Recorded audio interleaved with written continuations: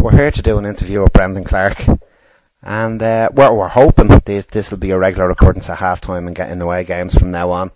We're actually in Brendan's home. He won't let us do a crib-style show, but unfortunately we'll have to make do with poor coffee. Brendan, just to begin with, how did your schoolboy career start, and where did it take off, and what positions were you playing? I started with CIE Ranch in Inchicore. They started up a schoolboys team. I was 7 playing under 10 because that was the only team they had, and I was actually a centre forward. So from there I played 2 or 3 years, and I moved to Cherry Orchard as a striker. Played I think a season and a half as a striker, and then it just got in goal in one of the training sessions, and it was better than the keeper there. So I took it from there.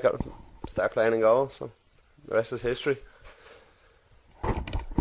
So then you came to Pats. How did coming to Pats come about? Being a lifelong Pats fan, it must have been obviously an ambition of yours as a schoolboy. But then when you finally achieved it, it must have been some feeling to join your heroes.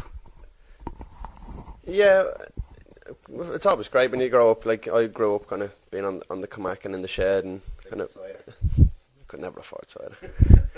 But yeah, I was with all the lads used to sing and that, and Eamon Collins, who was manager at the time, used to be up on the lawns of a Sunday morning, so he'd be watching me up until, well, not just me, you know, he was always up there, and I finished up with Cherry Orchard after under 17. Eamon offered me a contract, so I couldn't turn it down really. I signed after I finished my leaving cert. Okay, so moving on now to we could talk about ex-managers and stuff, but we could be here for a month. So just moving on to more recent times, John Carroll has come in as assistant manager. Has he brought anything different that you haven't seen before with other assistant managers and coaches you've worked at the club? Hey, he's come in and he's changed things up a bit. He's you know, the sessions are a lot sharper and everything's high tempo, and you know he wants us playing football the right way, but he wants our fitness right as well, you know. So we've just been working on that, and I think the results have shown over the last couple of weeks that, you know, we've been doing well, you know, and taking training into games and that.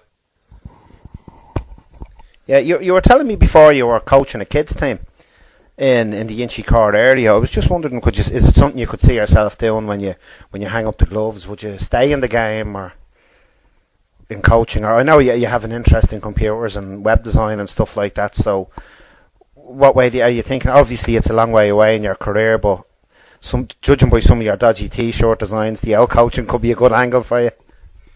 Yeah, we myself and my mate helped set a team up in Inchicore Sports and Social Club FC. We started in one of the lower leagues. But no, it was good. We used to train kind of Monday and Wednesday, so it was good to get out and try out things and try tactics out and just to see how they work. And the kids responded well to that, you know. So yeah, rewarding. It was. Yeah. Just moving on to other things. I know you and your father are very close, and he worked with you all through your career. He turned 70 recently. Did you do anything for his party? It was actually his 75th, but you know. Nah, he's been great.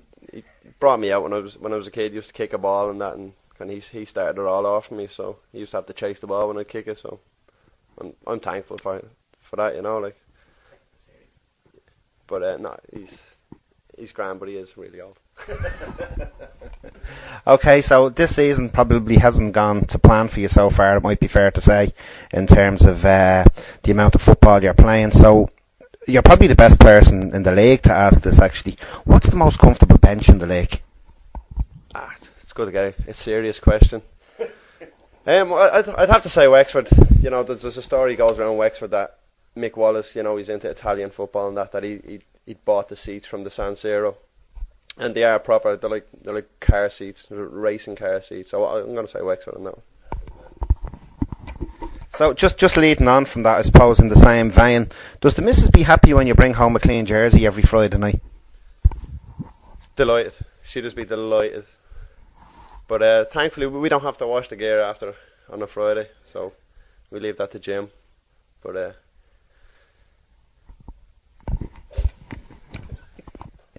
So yeah, that's handy. You must also be saving a fortune because you're not wearing out as many gloves as you used to. That must be another bonus, is it? Yeah, I think I've had the same set of match gloves since the end of last season. Since the start of pre-season, maybe. Like brand new. I don't even think they're out of packet. But no, we see how I might wear them in training to see what they're like. So yeah, see if they fit. Yeah, I don't even know if they fit at this stage. Good stuff. So, getting on to more serious matters, where do you stand on the Russians' claim to Arctic mineral reserves?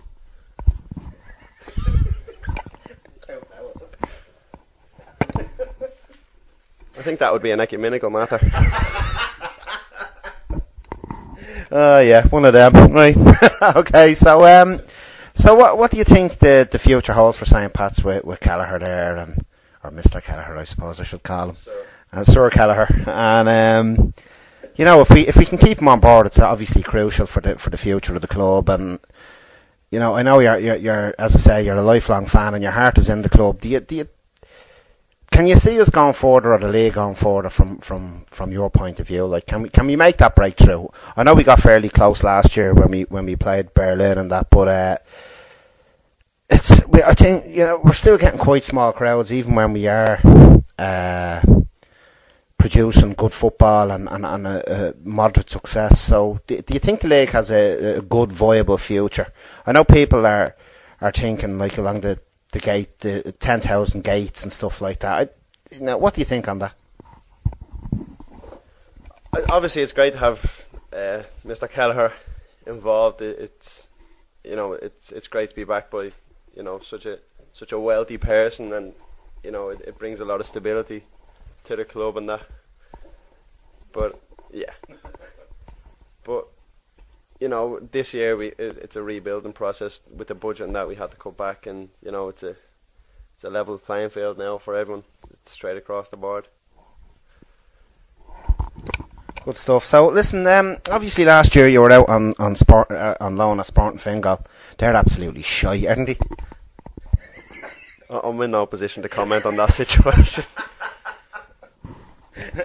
Check me.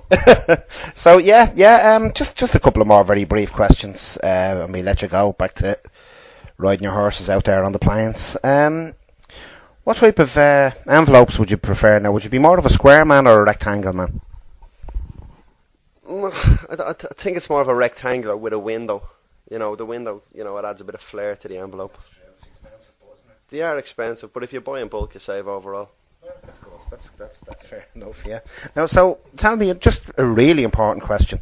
If you're in a hospital or something, and you're in a queue in A&E, and somebody asks you your profession, do you actually say footballer? Well, I've been in hospitals recently with the injury and that.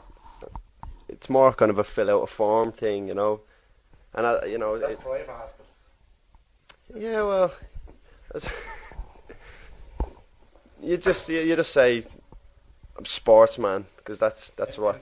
Would you be an international sportsman? Oh no, I wouldn't say international. I'd say more of domestic sportsman. Yeah. Good stuff. Right, listen, Brendan, it's been an absolute pleasure, and hopefully the rest of the season goes well for you. Thanks a lot. Cheers, thanks.